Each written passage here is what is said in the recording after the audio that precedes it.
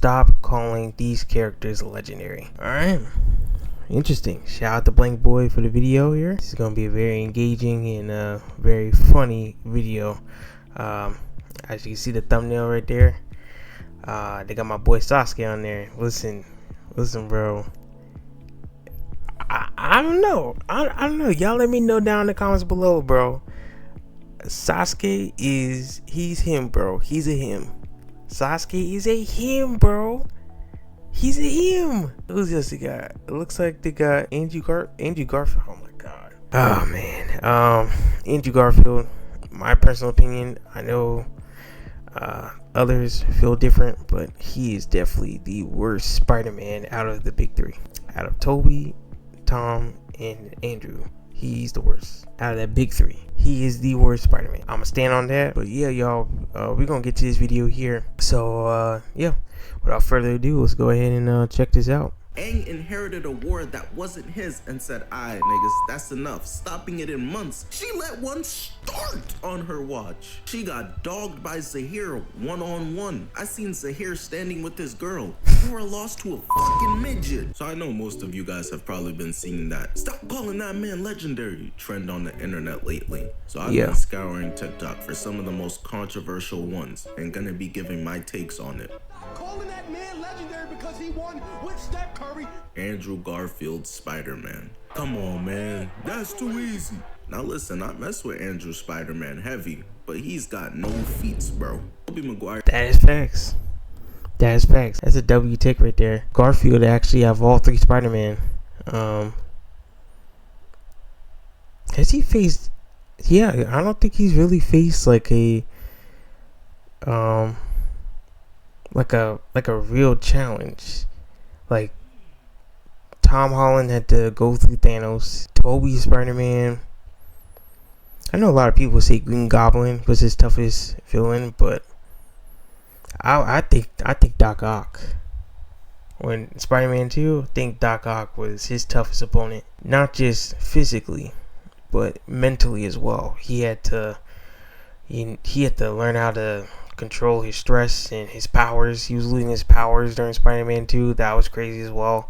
And apparently Tom Holland's about to go through the same thing. His Spider-Man's about to go through the same thing in this new Spider-Man film, Brand New Day Before Doomsday. Allegedly.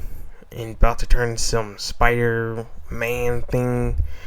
I think I remember seeing that like one of the animated series. I think it was in the 90s. Spider-Man the animated series in the 90s. Excuse me. Had something like that. I think it was called the Man Spider, something like that. But yeah, Andrew Spider-Man, he really didn't go through that much. He almost got dog walked by the lizard. Almost got killed by the lizard. And then there's Green Goblin, the Harry Osborn in this universe, and then there's Electro, and we barely got to see Rhino. That's pretty much it. He didn't go against Venom. He didn't go against Carnage. He didn't go up against Alistair Smite or a Tombstone or what other villain, or Kane. Even Mysterio. He didn't even go against Mysterio yet. At least in that universe. He didn't go against Mysterio or Doc Ock. I mean, to be fair, none of the three Spider-Men have gone against Carnage yet. Even though Carnage is actually there's actually a live version of Carnage in the MCU or the multiverse. I don't know. I feel like he gets disrespected the most of all three Spider-Man. Now, I'm not a fanboy of Andrew. I just personally don't like Andrew Garfield's Spider-Man. I grew up on Tobey's, so yeah. And Tom is Tom's alright. Spider-Man was put in an ultimatum by Green Goblin. Yeah, he's never faced anyone. A ferry full of kids. An A or B question, and that nigga answered C. I'ma save them both. He was jumped by Sandman and Venom and held on by himself long enough until Harry came to help. But he stopped a moving train, saved the kid from a burning building without the suit, saved MJ like 90 times. Bitch can find more danger than she could find people to come to her singing shows. Spider-Man PS4 broke every bone in his body and still went on to defeat the entire Sinister Six, hunting them down one by one. He told Miles Morales that cut and that new suit was fucking trash. That's what legendary Spider-Men do. Tom Holland, for all the disrespect, bro been fighting multiversal threats since he was 15. Miles Morales went versus the whole Spider-Verse. Andrew's Spider-Man went 1v1 versus Green Goblin and let his girl die, bro. Had her leaning back like Michael Jackson. In TASM 1, Spider-Man was gonna lose to the Lizard. Lizard was putting paws on him. Shout out to Mike Jack. Spider-Man villain at best. And it wasn't until Officer Stacy saved his ass and sacrificed himself was it that Lizard was defeated. The rule around Andrew's Spider-Man seems to be, I can only defeat the bad guy if one of you motherfuckers sacrifice yourself real quick. Bro was quipping to the Rhino while he was driving the truck and running people over, killing niggas. And Spider-Man was talking about some knock knock. Stop calling that man legendary, because Andrew Garfield is a phenomenal actor and his suit was top tier, because when the moment required legendariness. Let's be specific now. His first suit was trash. His second suit was pretty damn good. The Amazing Spider-Man 2, that suit, that was amazing. I'll give him that. He does have the best Spider-Man suit. He may not be my favorite, but Andrew definitely has the best Spider-Man suit out of all three Spider-Man. It's the most comic accurate. It's the most similar to... It's just the closest thing we've ever seen to a comic book come to life in terms of Spider-Man. That suit that Andrea wore and has still worn, and they brought it to the MCU, that suit from The Amazing Spider-Man 2, it can't be beaten. It's the best Spider-Man suit. So yeah, I definitely agree with that. The lights were too bright for him every single time. When he was looking for the person who murdered his uncle, he was stopping criminals in the middle of crimes, realizing that that's not the guy he's looking for, and like, I bet y'all continue what you doing, keep robbing her, and leaving them there, not even arresting them. In the TASM universe, that's the only one where J. Jonah Jameson is actually spitting. He's a damn vigilante. Lock that thug up. Stop calling that man legendary because he won with Cora. Man, don't even get me started on Cora, bro. Aang defeated Fire Lord Ozai, one of the strongest firebenders ever, during Ozin's Comet at 12 years old with only months of training. This bitch Cora lost her connection to the past avatars. Now she can't hear "smoke that nigga" advice from Avatar Kyoshi like the rest of the avatars could. She lost her bending to Amon. That's like pancakes with no syrup, Steph Curry with no threes, Jay-Z with no ugly. That's the avatar's whole set. She opened the spirit portal to the normal world and left it open. Why the fuck did she think that was a good idea? Niggas at school had to deal with the ghost of Michael Jackson spawn camping them. Lost to Kuvero 1v1, letting the entire town she was supposed to be protecting get taken over. Got kidnapped by Tarlock, allowed a war to be declared on her behalf. Aang inherited a war that wasn't his and said, "Aight, niggas, that's enough. Stopping it in months." She let one start on her watch. She got dogged by Zahir one-on-one. I seen Zahir standing with this girl. Cora lost to a fucking midget. She's trash, bro. Don't ever compare her to the GOAT Aang. Stop calling her legendary because she had cool action scenes, because the budget for the show went up. Because when it Yeah, it's true. I never liked Cora. Oh man, yeah, always was a Aang, pure Avatar fan. mattered most, when it was crunch time, she was unable to do anything on her own. Trash. calling that man legendary because he won. Sasuke is the first nigga I ever seen lose every major fight he had and get glazed for it. It's insane. Sasuke pulled up on Killer B thinking he's like that and got his shit decimated. Killer B killed that nigga like 5 times while talking about the best part of me is that I'm not you. Let me know where your family, fool. Nigga was aura farming in the corner and got his ass beat by Rock Lee. Dropped off by a dude with a bowl cut in front of the hose. Yeah, just wrap it up. Orochimaru pulled up on him like Epstein in the forest and Sasuke got done like he was on that island. He failed. Kakashi then warned him about it when he had the curse and Sasuke didn't listen, still went to Orochimaru. He pulled up to the Chunin exams versus Gaara with an extra ass entrance and a new fit. Laid that shit out the night before just to lose. Tried to test his big bro Itachi and got choked out on the wall. Then fought him again and really lost the fight. But the fight ended because that Magic Johnson disease caught up to Itachi. Like, I can keep going, bro. What are we glazing? Yo, listen. I'm just gonna say this about Sasuke. Sasuke is obviously one of the most powerful beings in the history of the Naruto franchise. Top 5 easily, with Naruto himself, Hashirama, Madara.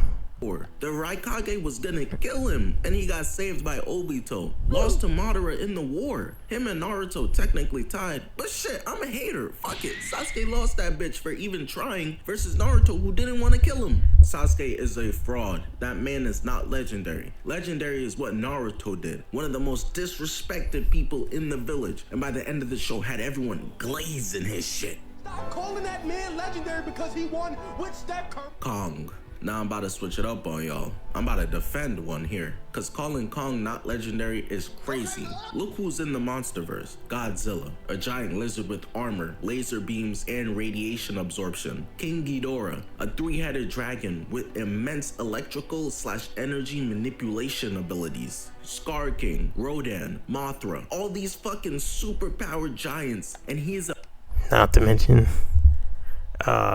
Space Godzilla. What's the other? Jaguar? I think, yeah, Jaguar, Space Godzilla, Mecha Godzilla. And then in all out of all those monsters, there's King Kong. There's Kong. Giant ape. Giant ape. a monkey with an axe and still be holding his own. He's the Batman of this shit. Niggas flying away and he running there. That's I would say like Detective Chimp, to be honest with you.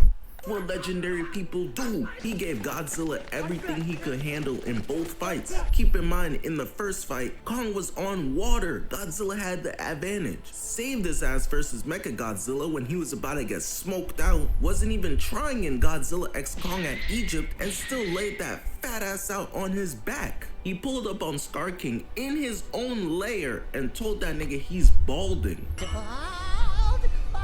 And beat his ass. The only reason he had to dip was because Scar King called in Shimu for backup. Stop disrespecting Kong. Is Godzilla stronger? Yes. But we not about to disrespect the fact that Kong be giving him work every time they see each other, while Godzilla has every single advantage in the book. If going up against the strongest in the monsterverse and having him on the ropes isn't legendary, then I don't know what is. Stop calling that man legendary because he won. Mark Grayson. Oh shit. Oh, Mark. Here we go again.